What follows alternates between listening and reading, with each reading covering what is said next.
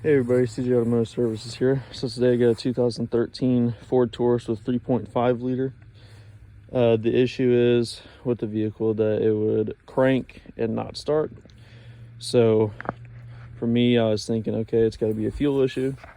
So this thing doesn't have an actual Schrader valve on the fuel line itself. So basically I did check the fuel to see if I was getting any as I removed this right here.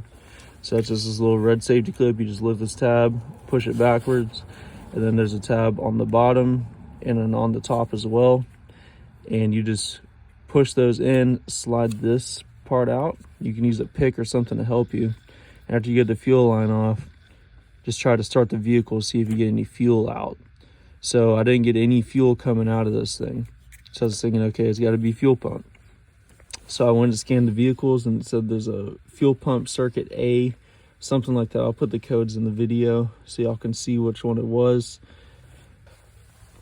When I looked up the code, it called for fuel pump or fuel pump driver module.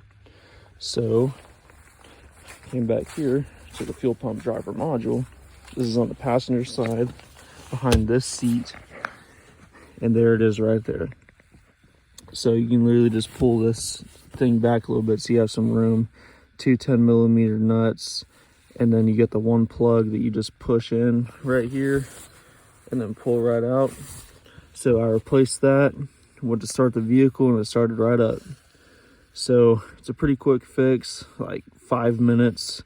So if you're having an issue like this, come check this first before you go and try to rip a fuel pump out of your fuel tank. A little bit longer and more expensive of a job. This is like a $70 part, Dorman part at O'Reilly's. And then they also had a standard one up there for like 60 bucks or whatever. So I went ahead and just put the better one, Dorman, on there. So yeah, guys, that's a quick fix right there. Fuel pump driver module, very common problem.